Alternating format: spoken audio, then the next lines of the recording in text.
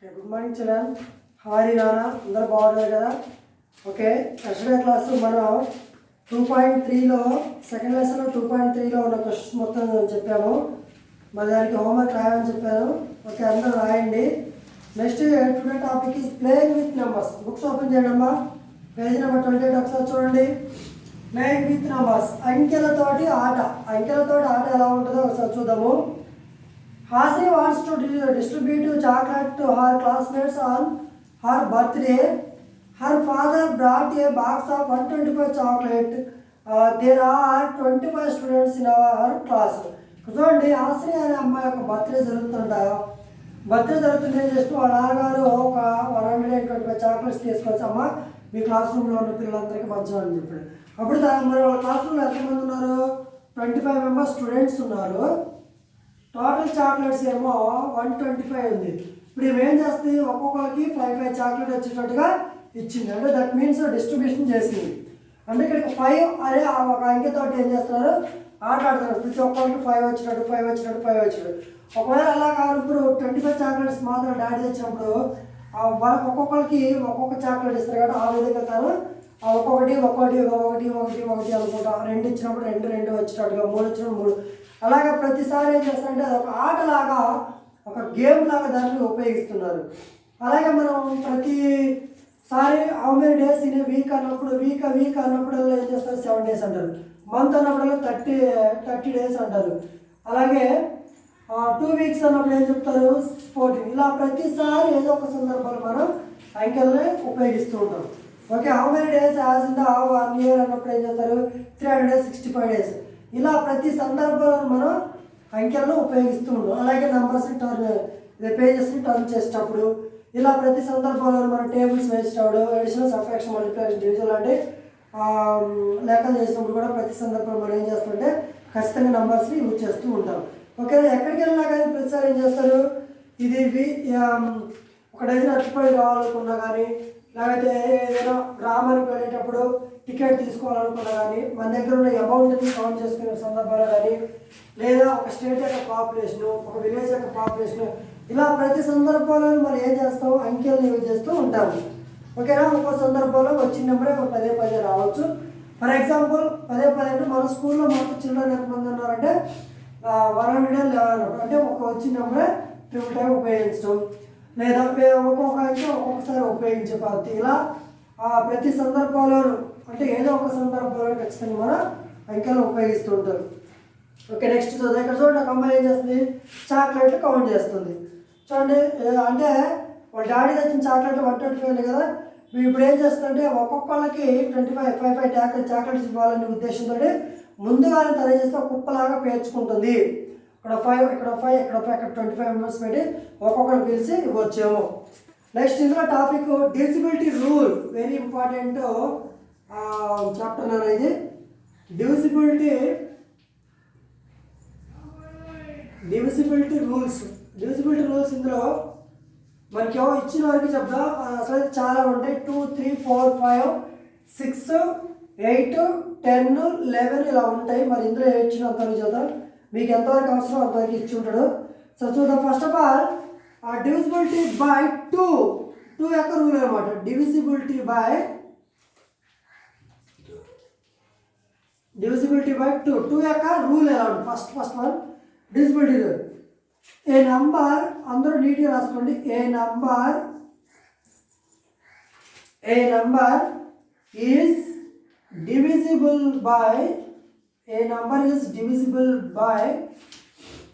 divisible by 2 if it has any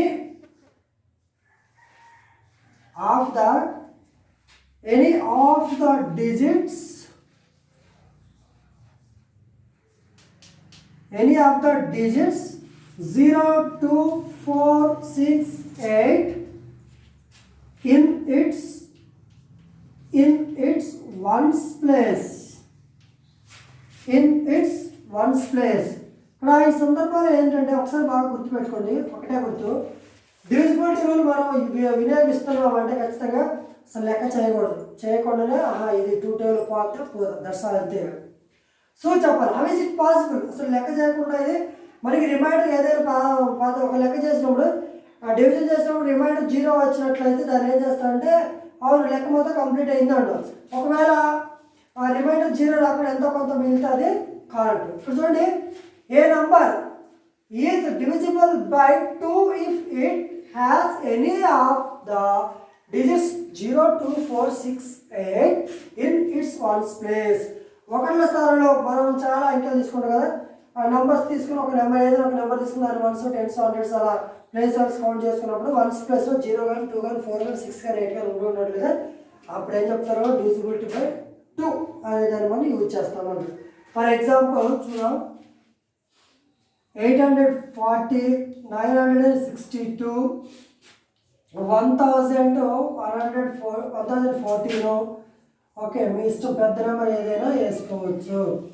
ఎలా చూడండి, 1s ప్లేస్లో 8, 1s ప్లేస్లో 6, 1 ప్లస్ 4, 1s ప్లేస్లో 2, 1s ప్లేస్లో 0 ఉన్నప్పుడు ఇలా మనం ఇక్కడ చూడగానే 840 ఈజ్ డివిజిబుల్ బై 2తో చేయండి అనగానే లెక్క చేయడం అవసరం. ఆన్సర్ ఏమొచ్చిందో మనకు అనవసరం, పోతుందా పోతుంది, దట్స్ ఆల్ అంతే. రిమైండర్ చూడగానే రిమైండర్ 0 వచ్చిందో రాదు, ఎస్ వచ్చింది, ఎందుకంటే 1s ప్లేస్లో 0 ఉంది కాబట్టి. ఎందుకంటే ఎందుకు ఎలా చెప్పగలిగామంటే అది పాసిబుల్ అంటే నాకు డివిజిబిలిటీ రూల్ తెలుసు కాబట్టి. డివిజిబిలిటీ రూల్ మనం వినియోగించాలంటే ఖచ్చితంగా 840, 962 అండ్ 1014, 1116 అండ్ 1238 వీటి చూడగానే దీస్ ఆర్ డివిజిబుల్ బై 2. ఓకేనా, ఇది గుర్తుపెట్టుకోండి, చేయాల్సిన పని లెక్క. ఓకే, 1s ప్లేస్లో ఉన్న నెంబర్ని బట్టి మనం చేయాలి. ఇక్కడ చూడండి, ఇక్కడ నెక్స్ట్ ఇక్కడ ఇచ్చిన ఒక బాక్స్ ఇచ్చిండు, చూడండి పెద్ద బాక్స్ ఇచ్చిండు. డివిజిబుల్ బై నంబర్ చార్ట్ చూడండి, 1, 2, 3, 4, 5 టోటల్ 100 నెంబర్స్ రాసిండు. ఇక్కడ చూడండి 2 టేబుల్ బై 2, 4, 6, 8, 10 మొత్తం నెంబర్ పెన్సిల్ ద్వారా 2, 4, 6, 8, 10, 12, 14, 16, 18, 20, 22, 24, 26, 28, 30, 32, 34, 36, 38, 40, 42, 44, 46, 48, 50, 52, 54, 56, 58, 60, 62, 64, 66, 68, 70, 72, 74, 76, 78, 80, 82, 84, 86, 88, 90, 92, 94, 96, 98, 100. ఇవి మొత్తం కూడా 2 టేబుల్లో డివిజిబుల్ చేయడానికి వీలుగా ఉన్న నంబర్స్. ఓకేనా, మొత్తం రౌండ్ చేసి చార్ట్ చేసి ఇవి రెడ్ పెన్ తోటి మీరు బాక్స్ మామూలుగా పెన్సిల్తో డ్రా చేయండి, నెంబర్స్ మొత్తం బ్లూ పెన్తో వేయండి. అక్కడ చెప్పిన డివిజిబిలిటీ రూల్ ప్రకారం 2కి సంబంధించి చెప్పే కదా నెంబర్స్, ఆ నెంబర్స్ మొత్తం రెడ్ పెన్ తోటి రౌండ్ చేయండి. నెక్స్ట్ డూది చూద్దాము. ఇవి డివిజిబిలిటీ రూల్స్ సంబంధించి ఫస్ట్ రూల్ నేర్చుకున్నాము. 1s ప్లేస్లో కనుక 0 మనకి ఇవ్వబడిన నెంబర్ ఫర్ ఎగ్జాంపుల్ ఇలా ఉంది, ఒక లెక్క నేను మీకు ఇచ్చాను ఇలా.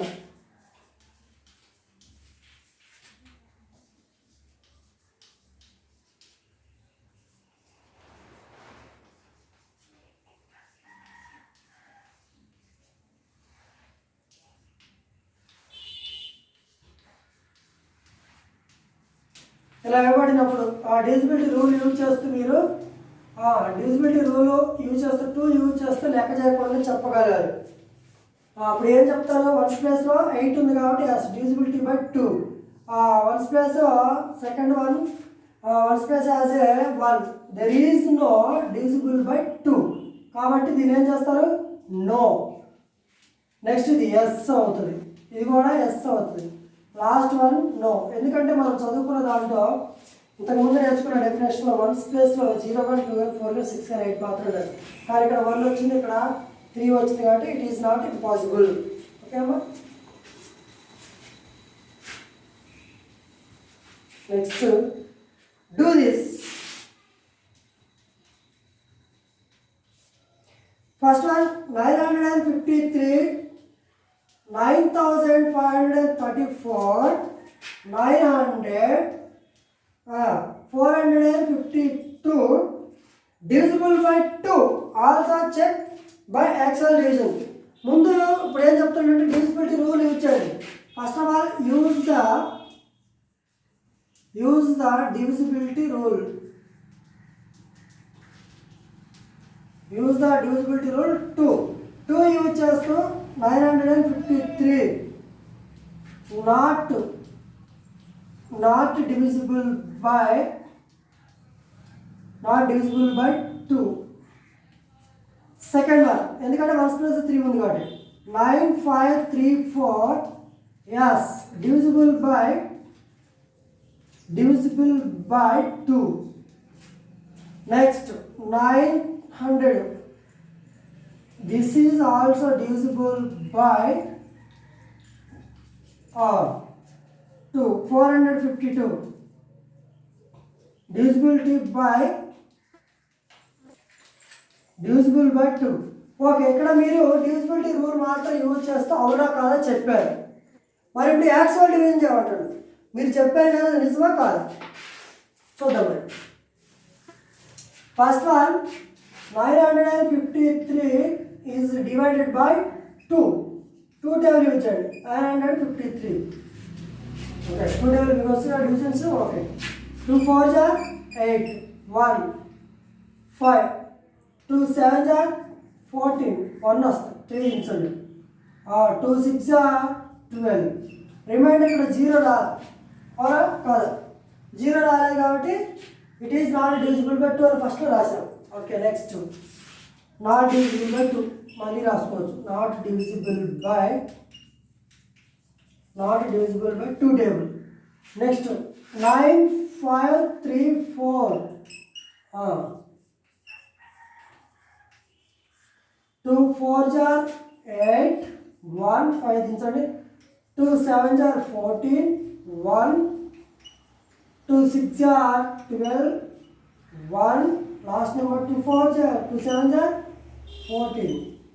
డివిజిబుల్ రిమైండర్ 0 వచ్చింది కాబట్టి divisible by 2.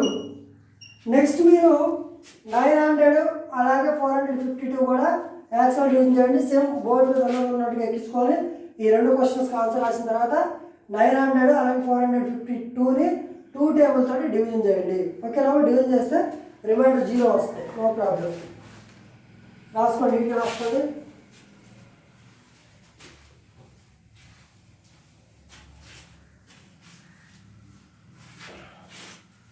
Next one divisibility by 3. Next one divisibility by 3 rule.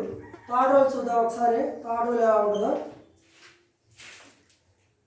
If the sum of the digits is a multiple of 3 then the number is divisible by 3. Divisibility rules ఎంత నేర్చుకుంటే తెలుసు కదా. మనం లెక్క చేయకుండానే answer చెప్పడానికి మనకి రిమైండర్ 0 వస్తే చాలు. మనకి ఆన్సర్ ఏమొస్తే మనకు అనవసరం. ఓకేనా రాసుకోండి. Second definition if the sum of the digits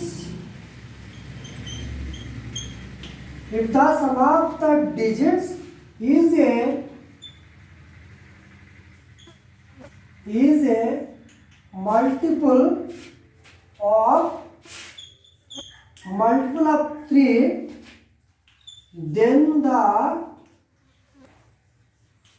then the number is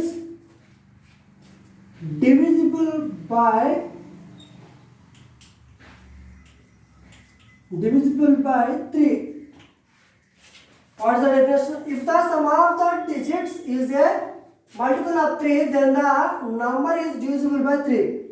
Okay, for example చూద్దాం. ఇక్కడ ఏం చెప్పిన డెఫినేషన్ మనకి ఏదైనా ఒక నెంబర్ ఇచ్చినప్పుడు ఫస్ట్ ఆఫ్ ఆల్ ఇవ్వబడిన నెంబర్ మొత్తం ఎడిషన్ చేయండి.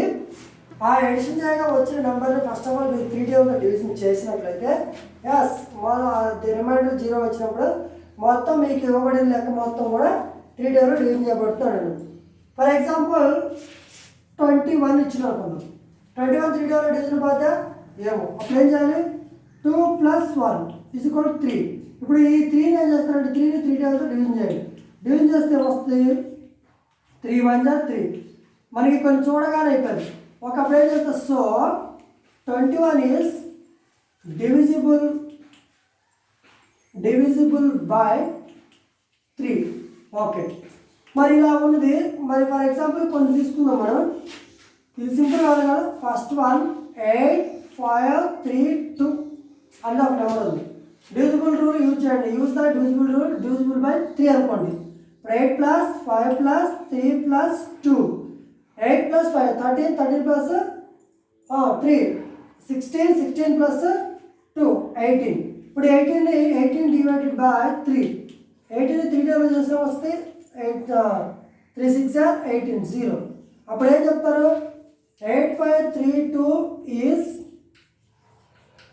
Divisible by 3. ఇక మనం దీన్ని లెక్క చేయొద్దు, ఇవ్వబడింది అసలు దాన్ని చూడొద్దు. మొత్తం ఫస్ట్ ఆఫ్ ఆల్ మనకి ఎంత పెద్ద ప్రశ్న ఇవ్వండి, దాంట్లో నెంబర్స్ మొత్తాన్ని మనం ఎడిట్ చేసుకుని లాస్ట్ 3 టైమ్స్ డివిజన్ చేసి అది కనుక రిమైండర్ 0 వస్తే మొత్తం కూడా ఇవ్వబడిన నెంబర్ మొత్తం కూడా డివిజిబిలిటీ రూల్ వర్తిస్తుంటారు. అదే ఒకవేళ రాలేదు. ఫర్ ఎగ్జాంపుల్ కూడా చూసుకున్నాం 9020.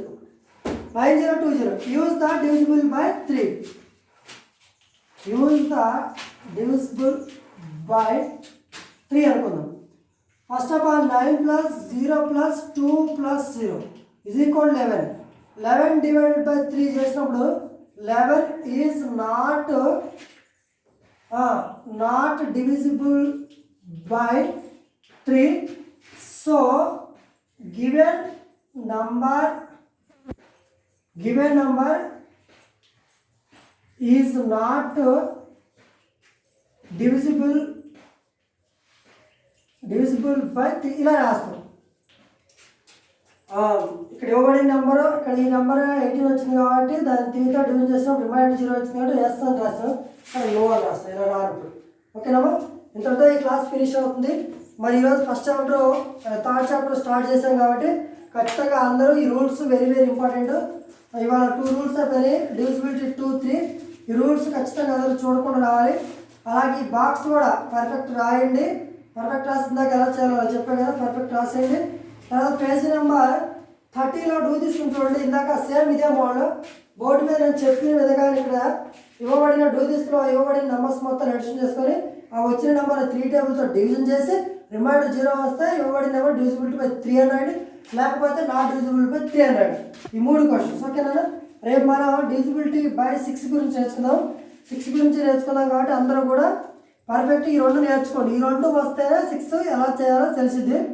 కాబట్టి అందరూ ప్రిపేర్డ్గా ఉండండి. ఇవ్వబడిన హోంవర్క్ మాత్రం ఖచ్చితంగా అందరూ చేసి పిక్స్ పెట్టండి అమ్మా. ఓకేనా. Take care, bye bye.